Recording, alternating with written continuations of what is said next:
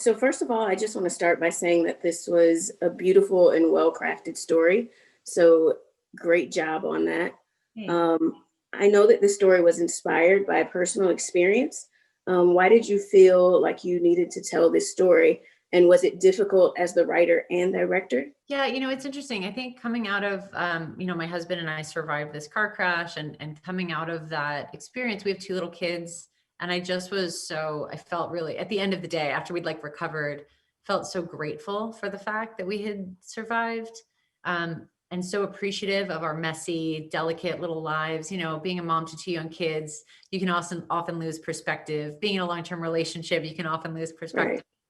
So I feel like in some ways, I wanted to make this movie as like a reminder to myself of something that felt so true and so important for that, for that moment of recognition. So sharing that feeling was a big part of like what drove me through the whole process. And then, yeah, I think writing and directing are such different beasts. I feel like I can say this because I am both, but like writers make problems and directors Right. solve problems. So it definitely, while writing, I was like in such a flow, never conceived of how hard it was going to be to go get dolphins, never once wanted to think about how difficult it would feel emotionally to like worry about the baby being dead or any of that. Like, just didn't worry about anything real. And then I switch hats and I'm like, oh shit, now I get to go do all this. And thank goodness I had an incredible team of producers and a crew that all were so personally moved by the script and so in support of the story and really believed in it. And so just consistently enabled me to make it better. Like nobody ever was like, that's good enough. Like it Right. was constantly, are you happy? Is that what you want? Would you like, which was a very rare experience. I think most Mhm. people are like, come on, we got to get it done. Let's do less cool Right. stuff. Like, let's get this moving. So the couple in your story come from different cultural backgrounds, and I appreciated the fact that it wasn't a focal point, but you did pay homage to that.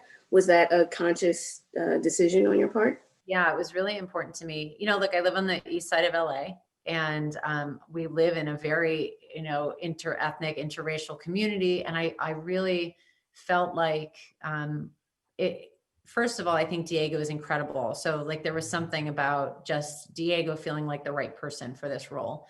But also, we already had like Day of the Dead in there, and there was a sort of east side of LA sort of feeling, and it just sort of evolved in a very natural way. I think also probably at the time I was writing, there was such horrific stuff going on at the border. And I thought, maybe there's some real true benefit in people having empathy for a Mexican man who is suffering and is a real person just living in a real life. Yeah, definitely makes sense.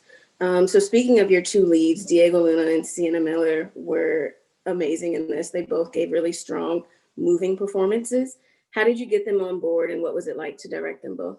I was really lucky. They both responded to the script, and we had a conversation, and I sort of explained to them what I wanted to do, and they both signed on. I mean, it was like incredible. It's like a Yeah. dream.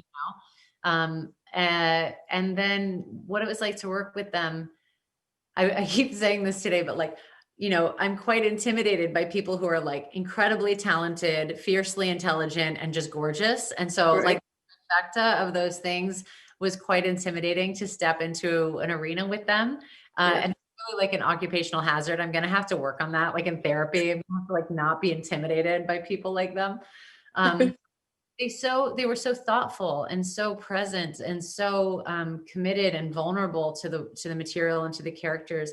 I felt so grateful that I could hand the characters over to them and say like they're yours now to take care of, and they elevated them off the page, and they elevated the relationship off the page. We had a week rehearsal where we really found some things for them that were theirs and shared a lot of Mhm. personal stories. And yeah. So throughout the film, Sienna's character is in such a heightened state of confusion, and there's all the jumping through time, like back and forth, and just kind of dealing with the memories. How are you able to pull that off in a cohesive manner? So, it's interesting because there's two different pieces to it. So there's the actors sort of turning a scene and talking from the present in the past. And that was, we went through the script and we marked, you know, where are you in the past? Where are you in the future? And it was such new work. You know, I think often like you do this in novels, you do it in theater, but to do it in film was a really unique experience for everybody.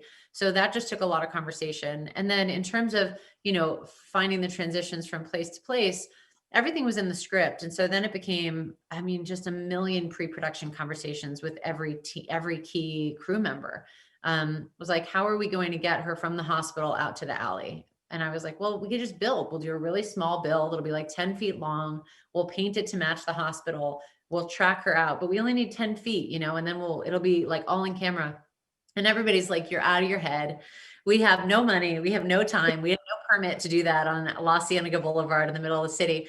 And then they magically did it. You know, it was like conversations later, Sam, our producer, like, I figured it out. And I was like, yes, you know. So it took a lot of just so much conversation. Like that's the truth of it. So what is it that you hope viewers will take away from this film? You know, it's interesting that this film is kind of coming out when we're all shutting down in a way that we felt like we were shutting down 9 months ago. We're all sort of in this sort of concussed state of like confusion and isolation.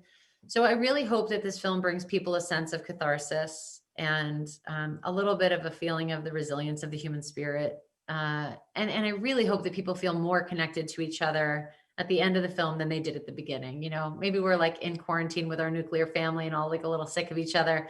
I hope it makes you all cuddle up and have a good date night and like snug up and love the one you're with. Nice.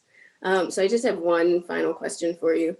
So just taking in the totality of your work that you've done so far and what comes in the future, what do you want your legacy to be? Like, what do you hope to leave behind with your work? Wow, that's such a good question. You know, I think I just want to make really humanistic work. I want to help people feel more connected to each other and more connected to people that they would feel maybe they don't have anything in common with. And I think by being really authentic and honest and specific, the more we share that kind of experience, the more universal we realize that human experience is. Well, thank you so much for taking the time to speak with me today, and good luck with everything in the future. Thank And you. great job with the film. Thank you so much. Have a good night. You as well. Bye-bye.